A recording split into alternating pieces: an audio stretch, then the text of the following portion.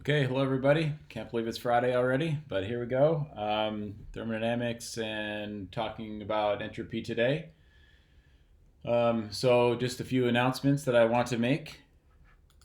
First of all, I want to say that our second exam, our first remote exam is happening next Thursday. So that's a week from when I'm giving this lecture on Thursday.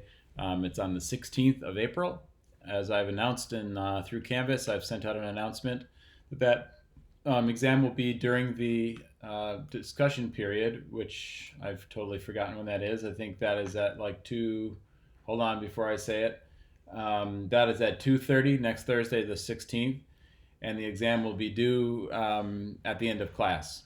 Now, I've gotten a number of comments from people about the turning in of the exam. So the way I've decided to do this, I give you some extra time to turn the exam in. I haven't decided exactly how I'm going to proceed with this, but probably you'll have a little extra time, say 10 minutes or so, to get your exam uploaded to Canvas. The other option is that I'll have a place for you in Canvas to put your numerical answer during the exam, and then give you a little even more extra time to get your work, turned in. But I'm not really sure. I may end up just giving you an extra 10 minutes after the exam to after 3:20 to turn in your exam online and to get it uploaded. So this would just be just so that make sure you have enough time to get the exam done and turn it in. So in terms of the exam content, I think we're going to be mainly focusing on first law and second law. Obviously, pretty much everything we've learned in the class thus far gets built on. So thermodynamics kind of builds. You don't sort of have compartmentalized material. So you're going to be kind of expected to know everything that we've learned in the class thus far, including the work stuff, the polytropic process, the first law, the second law, entropy, using entropy in a closed system as well as in a control volume, which we'll talk about on Monday. So yeah, everything we've done up to this point through chapter 6 pretty much is going to be covered. Okay. I know it's going to be tricky, and I hope that everybody can keep up with this and do well. I don't expect everybody will be able to complete the exam in terms of all the problems, but of course I will curve the exam, so they're and just in case. But if last exam is a guide, you guys did really well, so I'm hoping for good stuff again this time, and hopefully everybody does a really good job, and we can continue on. So what I'm hoping is that we get through entropy after the exam next Thursday, and then Friday we may do, I don't know, I'll do something maybe interesting if I can get my creativity up and do something, and again, interesting on next Friday. And then after that, we're going to get into cycles. So actually analyzing cycles using the knowledge that we've gained. And then we'll only have a couple weeks really to get that done before we head into the final exam. So if you have any questions again about the exam, please let me know. Let me know through email. I've been trying to keep up with everybody's email. I may have lost one or two of your emails. I'm sorry about that, but I try to keep up with as many of them as I can, answer them as timely as I can. Okay, so let's get into the new material. Let's see, where were we at? Oh yeah, so first thing is that we review the survey from the last class, from Wednesday's class. So if we look here, we see the question was the area under the curve of a process from state 1 to state 2 in a TS diagram is equivalent to the what? So this is kind of what we were trying to. Oh wait, was this last week's? Wait a second here. Wait a second. This may be the wrong one. Hold on. Was that survey 27, or was this survey 26? Let me see. I'm getting them all mixed up. Essentially, I'm getting them all. So survey 27. No, that was it. Okay, so survey 27 was the area under the curve of the process from state 1 to state 2 in a TS diagram is equivalent to the work, the change in internal energy between state 1 and state 2, the work plus heat from state 1 to state 2, or the heat transferred from state 1 to state 2. Okay, everybody pretty much got this one right. There was a bunch who said the change in internal energy between state 1 and state 2. I'm not really sure where you got that from, but maybe it was a guess. I don't know. It seems like if you have almost 10 people giving that answer, it must not be a guess. It must have come from somewhere. But most of you got it right. 50 people voted that the heat transfer from state 1 to state 2 is equal to the area under the TS diagram. And lo and behold, if we look at this diagram right here, we can see that energy transfer by heat to a closed system during internally reversible processes is represented by area on a temperature entropy diagram. So one could say that, maybe it's the change in internal energy, but it's not always the change in internal energy, right? The heat doesn't necessarily equal the change in internal energy. It's the heat that we're talking about, because you can still have work here too. You can have change. You can have both heat and work. I think we've done an example like that, where you have both heat and work from a process that you have this. But the area under the TS diagram, regardless, is only equal to the heat. Okay? All right, so that's great. So thank you for doing that survey and keeping up with the material. I've had some questions about the homework and about answering these problems, so I know people are trying, so I appreciate that. Today, I'm going to be talking about entropy balance for a closed system, and this is going to introduce one new thing. Oh, let me get rid of all this other stuff here to make the slides bigger. There we go. So I'm going to introduce one more thing today, and this is called the entropy production. Okay, notice that sigma is coming back. Remember we did the Clausius inequality with this sigma value. So sigma is back. So the entropy balance for closed systems can be developed using the Clausius inequality and defining an equation for entropy change. The result is this. S2 minus S1 equals the change for a process. This is for one process from state 1 to state 2. Is equal to the integral of the change in heat over the temperature at which that heat occurs over B for some process B. B is evaluated at the system boundary. Plus some production. Okay, what does that mean? Well, we know that S2 minus S1 is always equal to the heat transfer, the TDS. But in accordance with the interpretation of the cycle, so the sigma cycle, the value of sigma adheres to the following interpretations. So if there are no irreversibilities present in the system, you end up getting sigma equals 0, and you just have ds equals the dq over t at the boundary. If sigma is greater than 0, you have irreversibilities within the system. So if you have greater than, so that would mean that q is the q over t is such that you will result in a negative or a positive sigma. That means that you have entropy, what we call entropy production, meaning that you have irreversibilities present in the system. If you have sigma is less than 0, it's impossible. The system is impossible. You can't do that. Okay, so like how does this work out? So that sigma has a value of 0 when there are no internal irreversibilities, and is positive when irreversibilities are present within the system.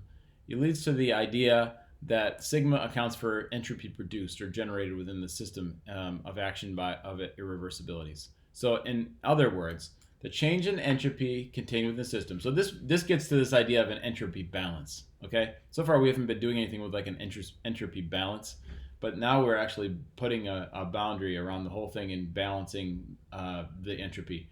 So in other words, so the change in amount of entropy contained within the system during some time interval, so that's ds, S2 minus S1, is equal to the net amount of entropy transferred in across the boundary accompanying heat transfer. So there's entropy associated with heat transfer. And then there's the amount of entropy produced within the system during some time interval. So the entropy can actually be produced within the system. This is the idea of irreversibilities occurring. So there's an example in the slides, which we will discuss right now. So this is a closed system and entropy balance. So say you have 1 kilogram of water contained within a piston cylinder assembly, initially at 5 bar and 400 degrees C. And then it undergoes an adiabatic expansion to a state where you have pressure that is less, and the temperature is less by some amount, and two different amounts, so 200 and 100. Using the entropy balance to determine the nature of the process in each case. The nature of the process. What that means is it impossible? Is it just like we did with the cycles? Remember we did with the thermodynamic cycles in chapter 5? Now we're doing it with a process. So the only difference between what we're doing there and now is that we have a process, and then that process has an entropy change. Remember, for for a cycle, the entropy 1 is equal to the entropy 3, right? So, like for example, I don't know, like for just to make this really abundantly clear for you guys, I'll at least attempting to, right? Because this is a tricky subject. So if I was to just say, let's just go like this. So say we were to have a process that goes on a TS diagram. Say it goes from state 1 to some state 2, okay, like this, whatever this process is, right? Now, during state 1 to state 2, you have some change in entropy, right? So there's S2, some delta S is equal to S2 minus S1, right? So you can have a change in entropy due to entropy generation. Now, if you have a cycle, remember we did in chapter 5, you say went down from 2 to, so you went back from 2 to 1. So then you have S1 minus S2, right? Which is the same as delta S, right? So it's for delta S for the cycle is equal to 0, right? So that doesn't make it, it makes it such that essentially all you've got in this equation then is the same as what we found in chapter 5. I don't have those slides up, but okay, fine. Essentially, then you're ending up with the situation where you have the change in heat from, well, I'm sorry. So let's just do it this way. So the change in heat from 2 to 1 from delta Q over T. Hold on. Just write this way. Delta Q over T, right? Plus the change from 1 to 2 of delta Q over T is equal to negative sigma, right? Which is exactly what we did in chapter 5, right?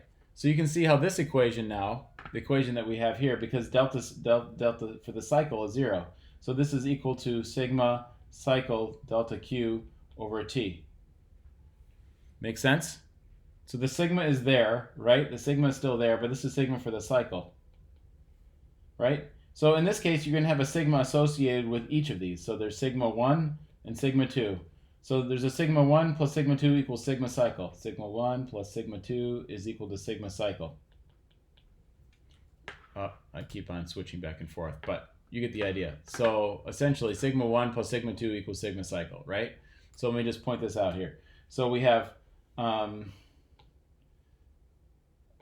so we just have, okay, so this is the heat delta Q over T for process 1 to 2. For process 2 to 1, it goes this way, right? So you have heat and T associated with each one. And then you have some negative sigma cycle, right? Just like we had in chapter 5. We introduced that when we were doing the second law analysis, right? Which is equal to the cyclic integral, of course, of dq over T, right? So what we have is, since delta S of the cycle is 0, because S1 equals S1, right? You go back to the same state. So the S's are the same. So delta S for the cycle is 0. But that doesn't mean that the entropy is not generated during the cycle. Entropy is generated during the cycle, and it's equivalent to the sigma cycle. And sigma cycle then is equal to sigma 1 plus sigma 2 for the different processes. Does that make sense? Maybe? Okay. This is one problem with having no Zoom lecture, is that you can't say yes or no. You can't like nod your head or go like this. I have to just hope that you're understanding me. If we didn't have an 8 o'clock class, I'd probably be doing this live, but okay. I don't want to get up at 8 a.m. or 7:30 a.m. either and get on Zoom. I'd wake everybody else in the house, which wouldn't be cool. Everybody be mad at me. Okay, so let's go to my slides again. Okay, so let's do this example now. Actually, I have a few examples, so we're just going to do example. Okay, we're going to do the example here in the slides, and then we're going to do an example. We're going to do 2 examples with more piston cylinders. You're going to be so sick of piston and cylinder, I don't know. I can't tell you. Okay. All right, so 1 kilogram of water contained in a piston cylinder assembly at high pressure and high temperature expands to a state, adiabatic expansion, to a state where pressure is 1 bar and the temperature is 200 or 100. So this is adiabatic, meaning the dq over T term goes to 0. Using the entropy balance to determine the nature of the process. Okay, so this is just finding the sigma 1, just like, it's like finding this sigma 1 here, right, for the process. So sigma 1. It's like that, right? You're trying to find that sigma 1. Okay. All right, so then you get S2 minus S1. The heat term goes away. And then you're left with plus sigma. And you have M S2 minus S1 equals sigma, okay? Where mass is given, and table A4 gives S1. So S1 is water vapor, let's see, initially a 5 bar, oh yeah, A4, that's superheated, right? So you got superheated steam, and then you have S1. All right, and then the final part of the solution is table A4, so the other superheated part gives S2, right? So you have, wait a second. Oh yeah, it's a very, very small difference in 7.79, and S2 is 7.83, and you give 1 times the difference of those two things, and you get 0.0405 kilojoules per K. Since sigma is positive, irreversibilities are present with the system during expansion. Okay, what you expect. Table A4 gives S2 equals something, thus for the other temperature, thus you have some change here, which is negative, and you can't have that. You can't expand below 100, I don't know, whatever it is. You can't expand to 100 degrees C. You can only expand to somewhere between 100 and 200 degrees C. Now, if sigma were 0, what would that mean? It would mean that would mean it was a reversible process, right? So if you got to sigma 0, so if I was to ask you, which we're going to find out here in like 2 seconds, we're going to do an example, what the maximum, or I'm sorry, the minimum temperature you could expand to in this piston. So somewhere between 100 and 200, right? Because at 200 you have generation term, and for 100 it's impossible because sigma is less than 0. So you could imagine if I was to say, well, what's the minimum temperature that you could achieve? You could say, well, it's when S2 minus S1 is equal to 0. So that, or I'm sorry, when those two are equal to each other, you have isentropic process. Okay, isentropic, right? Isoentropy, meaning isentropic, meaning adiabatic, and reversible, meaning that you have S2 equals S1 equals sigma equals 0. So if you just found out what temperature at which you'd have at that pressure where you'd have 7.834, whatever, 7.7938, you'd find it at that pressure. Okay, that'd be the minimum temperature. It's between 100 and 200 C. I'm not going to solve it. I have another one we can do. Okay, so just one more thing. So about expansion. So this entropy change is less than 0. The entropy transfer is less than 0, or the entropy reduction is greater or equal to 0. Since sigma can't be negative, and for expansion delta S is negative, always for expansion delta S is negative, then by inspection the integral must be negative, and so heat transfer from the system must occur during the expansion. So you can have heat transfer into this system during expansion. So you kind of understand the direction. I guess what this slide is saying is you can understand the direction of the heat transfer based on the direction that delta S goes. Okay. All right, so this is not expansion. This example is about compression. So let's do the compression example. We have air compressed adiabatically in a piston cylinder assembly from 1 bar to 300K to 10 bar 600K. The air can be modeled as an ideal gas, and kinetic and potential energies effects are negligible. Determine the amount of entropy produced in kilojoules per K per kilogram of air for the compression. What's the minimum theoretical work input? This is sort of like what I was just getting at, right? We were talking about what's the minimum temperature. In this case, what's the theoretical minimum amount of work you need to put in? So, spoiler alert, that's when sigma is 0, right, in the equation. So the minimum work is when you have, is this adiabatic? Yes, adiabatically compressed. So let's go to my example here. Let's see, get rid of this. And over here, example 1. Okay, here we go. I don't want to do green, let's do black. Okay, so it's closed system entropy balance. And so the air can be modeled as an ideal gas. So we have a bunch of things we can do here. So let's see. we're going to say known. And we have air in a piston cylinder is compressed.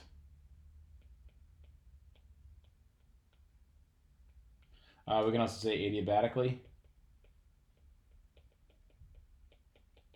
Okay, then we also know that, what we're going to find is determine the amount of entropy produced. So we're going to find per kilogram of air. So we're going to find delta little s, right? Not delta big S, the specific S. And we're going to find delta S, we'll just say delta S12. And then we're going to also find the minimum work kilogram per kilogram of air. So little W12 min, the theoretical minimum. Actually, we're going to call it something that we haven't introduced yet. We're going to call it W12S for isentropic, because we know that that's the isentropic process. The S2 equals S1, the sigma production is 0 for process. From the state to a final state of 10 bar. Okay, all right, the temperature is going to be different, right? So in this case, the temperature is going to be, T2 is different than 600 for part B. Well, we'll call it part, let's just call it, we'll call this part A and we'll call this part B, okay? Now, let's see, we can make some assumptions. Okay, so assumptions are, one, that it's adiabatic. 2, that we have ideal gas. 3, we can neglect NEG, delta KE, and delta PE in our energy equation, because we're still going to do a first law equation. And 4, we have a fixed mass. Right, we're not going to say it's reversible, but for the ideal process, it is reversible, okay? Then we're going to make our diagram. So let's make the diagram, and this is going to be air in a piston cylinder. I'm getting really good at drawing those. Air, and then essentially we have a system here. This is our system. This is the piston. Okay, and my connecting rod here, and we're doing some work. Actually, we're doing some work, but it's going to be negative work. So there's work, and there's Q, which is equal to 0, right? It's adiabatic. All right, I think that's all we need to do. Do we give us any? No, it's all per kilogram, so it doesn't even matter what the mass is. Not known, not needed. Okay, so let's make a TS diagram of essentially what this is going to look like. Always important to make a TS diagram. We can make a T little s diagram, okay? And kilojoules per kilogram K, and this is in, say, K. And so you know that it goes from, we're compressing from 300 to 600, so it goes from 300 to 600. Drawing is not to scale, okay? 300 to 600. Now, let's see, we're going to go to some pressures, so there's going to be some pressure, constant pressure lines here. So this is 10 bar. Oops. And this is, what's the lower? It's 1 bar. Atmospheric, okay? So then you know where you're here. You're at 1 bar, and then you're going to go to 2 bar. Actually, I'm going to put 600. I don't like this. I'm going to put this up here. Sorry. I'm going to put 600 up here. Right, so it's going to sort of look like this. Okay? Right, so we're going from here to here. I was drawing like a straight line, sort of straight line, right? So we're going up from there to there. There's 600. I feel like this is really, it's so fun to erase with this thing that I just do it all the time. Okay, so this is temperature in K, and this is 600. Okay, here we go. All right, so now we got the process. This is point 2, this is point 1. And what else? I think that's it. That's it. Let's just leave it. Let's just leave it at that, and then we'll come back up and change it. If we need to make any additions to it, we can do that, because we have S2, S1, and S2. Okay. All right, so now let's do some analysis. So our analysis goes like this. So let's just write the equation in terms of specific entropy. So well, first of all, we'll say delta big S is equal to 2 to 1 of delta Q over T at some boundary, which is here, system boundary B. Okay, plus the sigma. Right, in this case it's adiabatic, so 0 because it's adiabatic. All right, and so what you're left with is sigma, and then we do put this on a mass specific basis. We divide by m. So then what we're going to get is essentially, let me just put example 1 continued. Let's see. So sigma over m is equal to S2 minus S1, little s2 minus s1. And then in a case for ideal gas, remember if we were to use the table, which we're going to use the table, and luckily for air, they give you it on a mass specific basis in the table, which is nice. So then you're going to get like S naught T2, it's not times 2, I'm going to say S naught at 0.2 minus S naught at 0.1. So this is at standard temperature. And then we're going to do the pressure. I'm sorry, this is at the temperature. This is at standard pressure. So you know what these mean? I didn't really explain this last lecture, but those little knots, they mean at standard pressure at 101 kPa. Right? So essentially what that means is that we've got to minus R natural log of P2 over P1. Okay, so we got to have the pressure correction factor. And yeah, so let's just do that. So all we have to do is look in the table. So let's use table A22, and just quickly let's go over to table A22 here in the slides. Let's see, A chapter table and in SI units. Notice that we haven't been doing much in English units lately. That's by design. I've decided that since we're doing everything remote and it's hard enough as it is, we did some English units early on. We don't need to do any more, okay? Let's just, no more. So for the exam, don't worry about English units. I'm not going to blast you with BTUs, okay? That's not going to happen. No BTU blasting, all right? We're going to stick with SI and you're going to like it. Okay, good. SI units are what it is. So let's see. We're going to go to table A22, which is our air properties table. Great. So notice that S naught, which is the entropy at standard pressure, is given in mass specific units, kilojoules per kilogram. And so that's cool. So we're going to look at the temperature. Oh, guess who? That's Lola, the thermodynamics cat. Okay, come here. Say hi to everybody, Lola. Okay, just calm down there. Okay, so table A22. Sorry about that. Okay, so here we go. No, she wants attention. Okay, all right. So she always wants attention during thermodynamics for some reason. Okay, where are we at? Okay, yeah. Okay, so we're finding temperature 1 is 300 K. So here with 300 K is right here on this, and S is here. So 300 is 1.702. I'm going to write this down. I'm writing this down. You can't see it, but I'm just going to write it down. S naught is S naught 1 is equal to what did I say? 1.702 kilojoules per kilogram K, and S naught 2 is so S2 temperature 2 is at 600 K. So at 600 K, it is, where is it? 600 is over here on the right. So 600 is here. This is 2.409 kilojoules per kilogram K. I think we might need U too. Do we need U? I believe we do. Because, yeah, let's do it. So U1, let's look here, 300. So U1 is 214.07.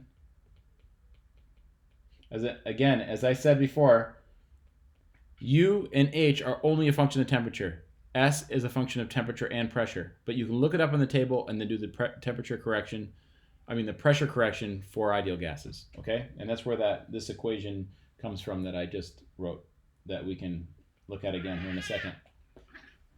Okay, so 600 is down here. Oh, it's over on the right again. Sorry about that. Let's see, 600, the temperature is here. It's 434.78 kilojoules per kilogram. Okay, I think that's all we need. That's all we need for now. Okay, so let's go back to my thing here.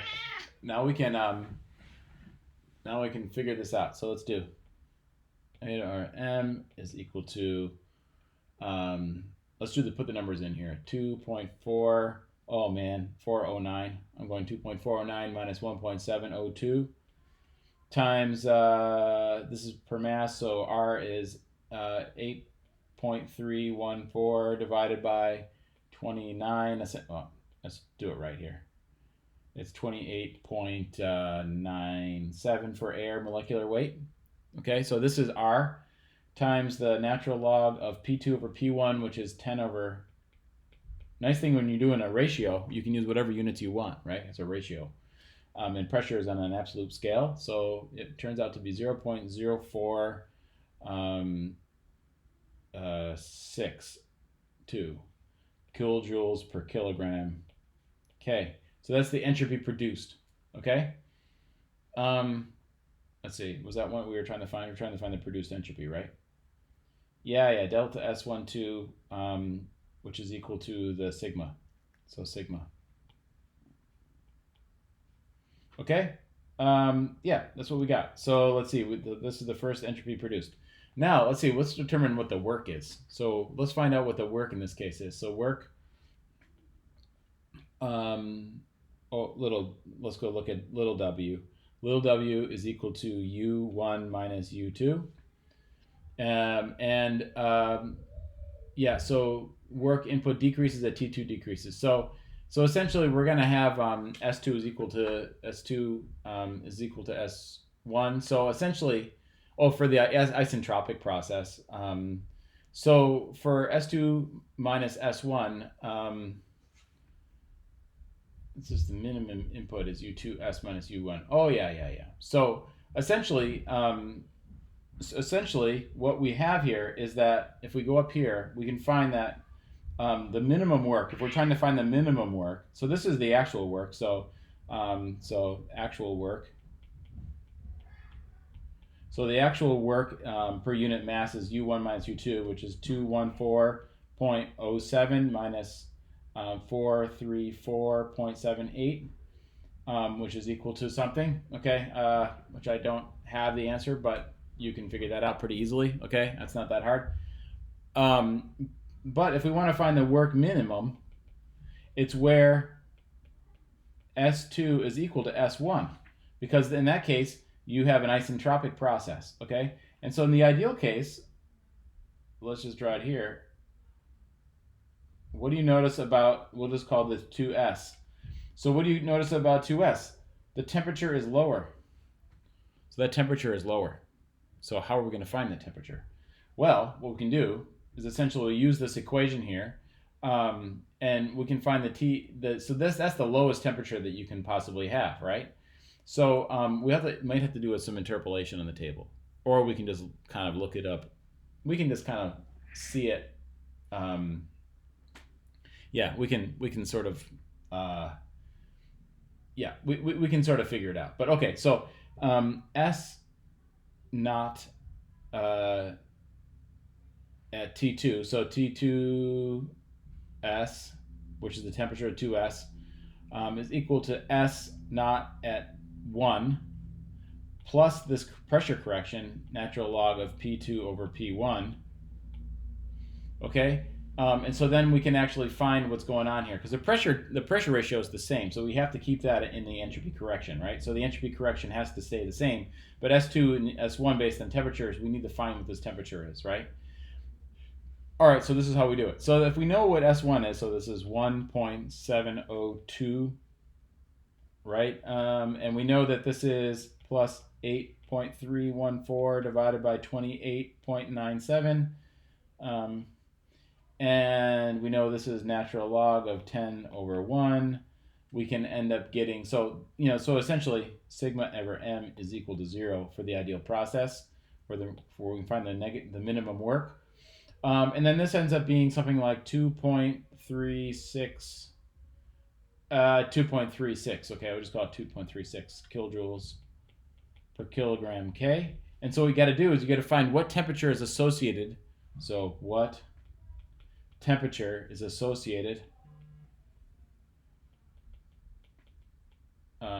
with this S2S.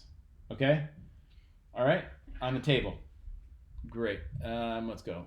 Oop, oh, cat, don't do that to my pants. Okay. All right, so this is example 1. Continued.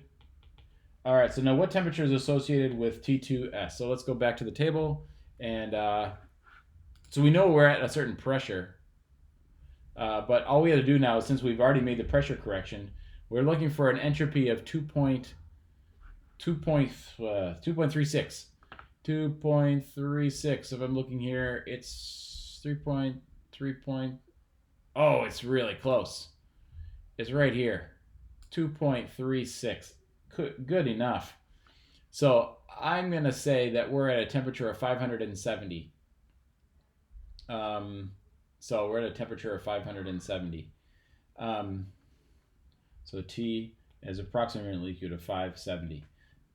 You could interpolate, but I'm not going to do that. Okay. So the actual solution had T equals so T2S is actually equal to, what is it? 260. What is it? I'm reading it off the solution here. 264. Oh, and I'm sorry, 564. 564 K. All right, so I'm pretty close, but not exactly close. But anyway, so U2, then if we read it off the table or interpolate it as 407.6. Notice here it's somewhere in between 404 and 411.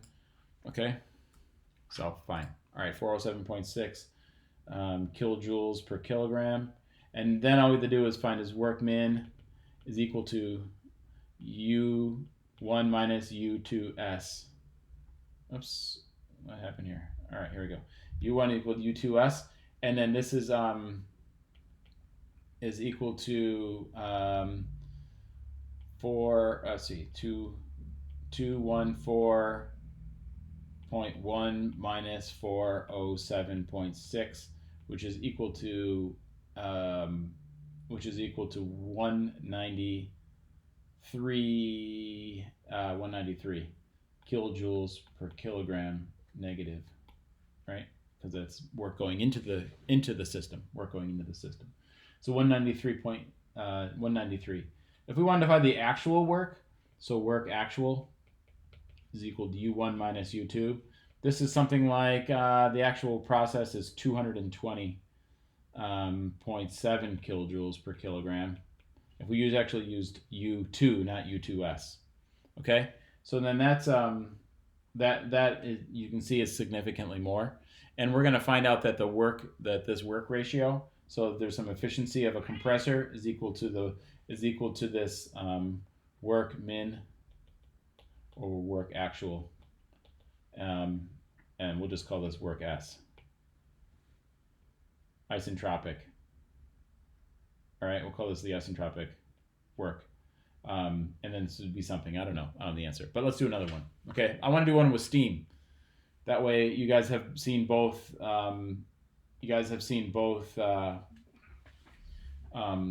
two-phase, single-phase, and two-phase, okay? So let's do this one. So this one is another example problem that has to do with piston cylinder, adiabatic expansion this time. So delta S is negative. So we're going to have a delta S negative process. And that, in the case of the compressor, was a delta S positive process. Okay, adiabatic expansion and a pressure in a piston cylinder assembly from 100 bar 360 to 1 bar and 160. What is the work in kilojoules per kilogram of steam for the process? And calculate the amount of entropy produced in kilojoules per kilogram of steam. What's the maximum theoretical work that could be obtained from the process given the initial state, blah, blah, blah, blah, and the same final pressure. Okay, so we got to label a TS diagram with this thing too. So what's known? Known is that we have steam, a adiabatic piston and cylinder. Okay, steam and an adiabatic piston cylinder configuration. Let's see, we have, okay, so let's say what we need to find.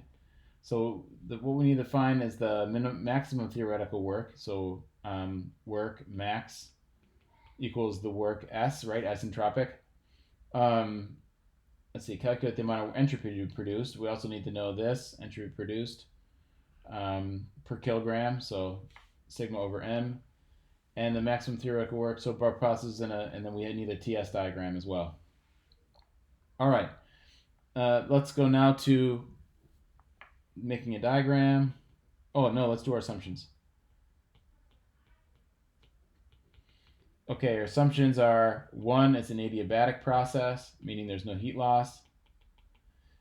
2, we've got steam. We got steam using tables. We have no, we're going to assume no KE or potential energy. This piston cylinder is not dropping anywhere, or there's no high velocity stuff going on. So I think that's pretty much what we got. I don't think we have to do anything else with this. Okay, so then the analysis goes like, well, first the diagram. Make our same system that we've always made here with the piston and cylinder. And then this is our thermodynamic system. We have steam in here, H2O. Okay, this is our system. There's heat, which is equal to 0. There's work coming out, which is equal to something. Okay, got work. Let's see. And let's see. I'll just write down our conditions. P1 equals 100 bar. T1 equals 360 degrees C. Let's see. 3, we have, sorry, fixed mass. I forgot to fix the mass. It's a closed system, right? Closed system. And P2 is equal to, are we given P2 and stuff as well? P2 equals 1 bar. And T2 is equal to 160 degrees C. Okay, so now as we work on our analysis, how are we doing time-wise here? 43, okay. So analysis is looking like this. So we know that delta, let's see. We know that delta U equals, in this case, delta U equals W by the first law.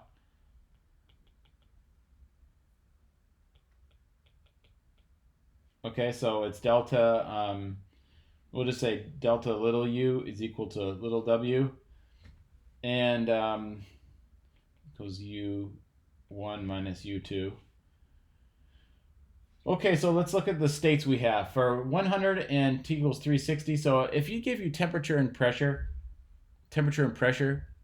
for steam, you got to assume that it's probably superheated, because otherwise you're not giving me any other information. So how are you supposed to figure that out? But anyways, if you look at table A3, I don't have time right now, but if you look at table A3, you'll see that it's superheated at state 1.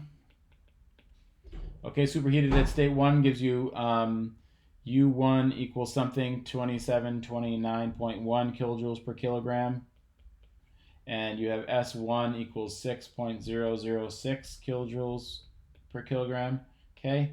Now you notice that we don't have to do any pressure correction because this entropy is given for temperature and pressure, right, in the superheated table in A3. So you don't need to do pressure correction. It's already built into the table. So don't worry about that. For state 2 continued, we have U2 is equal to, let's see, are we also superheated here?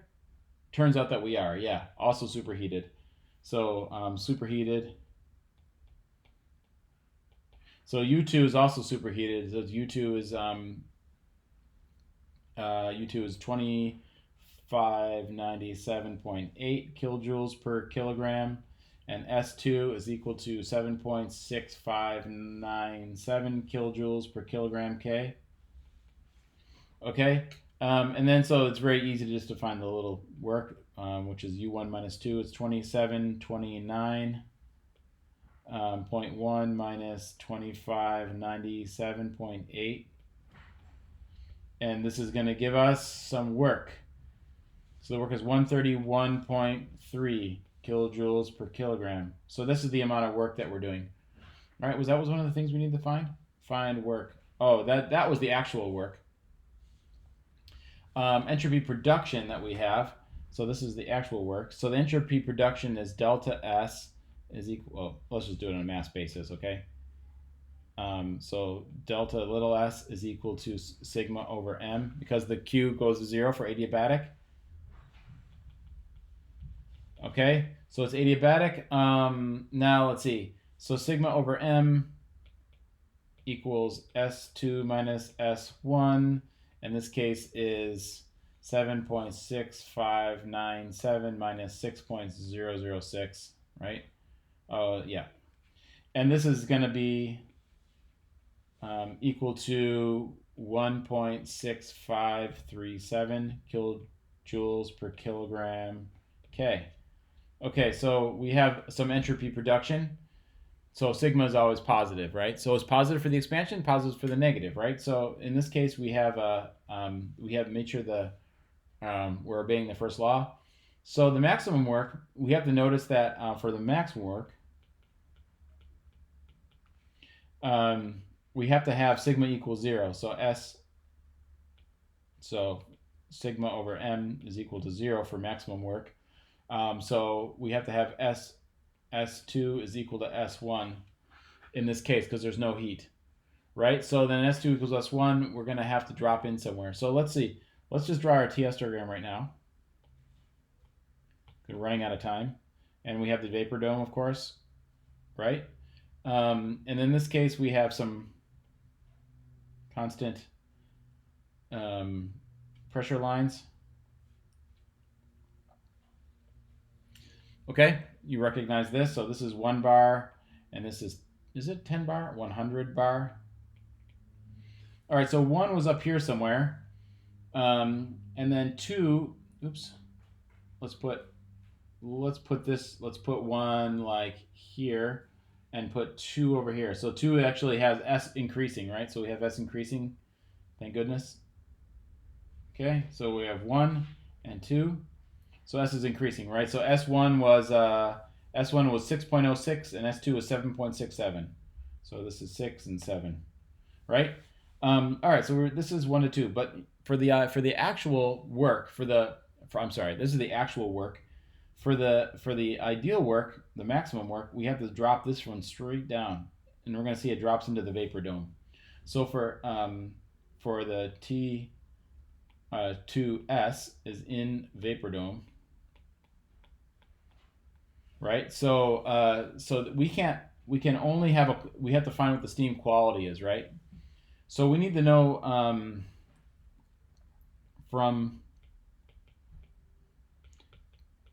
we know the pressure, so we need to use the pressure table. I believe that's A2, right? It's going to be A2, the pressure table. So we have P2 equals 1 bar. So we know that, right? Because it's along the 1 bar line. The piston cylinder is expanding to the same pressure. It's just the temperature that's changing. So, and then we have S2S is equal to S1, which is equal to 6.006. So what you got to do is interpolate, and so X2S for the quality for the isentropic point. So this is at some quality X2S. We're gonna get some interpolation. So interpolate. So interpolate this, and we're gonna get something like quality 77.65, right? And the temperature. No, I don't think I have the temperature where we're at here. Well, we're at saturated temperature, Tsat. Of course we are. Tsat at 1 bar, 100 degrees C, right? Of course, 1 bar. That's where we live. Okay. All right. So we've dropped it down to a lower temperature, and then we can find U2S. So U2S is equal to UF at 1 bar plus X2S times UFG, the difference at 1 bar between UF and UG. And then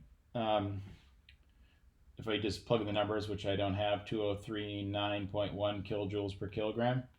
So you can get those from the steam table. And then essentially we have, so I don't run out of page here. So I'm going to go this little work max, or we'll call it WS equals work max, is equal to the difference. So delta U1 minus U2S. In this case, which equals 689.8 kilojoules per kilogram. Oh man, right in the corner. Okay? So, right, 689.8 kilojoules per kilogram is your maximum work that you can achieve from this system. So, again, if you were to look at the efficiency of this thing, you'd have the work, the actual work, which we found to be 131 we got out, but you could actually get some pretty serious work. It's a pretty inefficient system, right? It's like a sixth of a percent efficient, but that's okay. So that we had a lot of entropy reduction, and this is not a very good system, because the ideal work is so much higher than the actual work. So the actual work is 100 something, and the ideal work is like 689. So it's 1/6 essentially the thermodynamic efficiency. All right, but we'll learn more about thermodynamic efficiency later for these systems, but you get the idea. Okay, so now we've done ideal gas, closed system, entropy change, entropy production, and looking at ideal work. So hopefully you guys can practice that in your homework for the Monday, and then we'll get into control volumes in that lecture. Okay, thank you, and have a great weekend.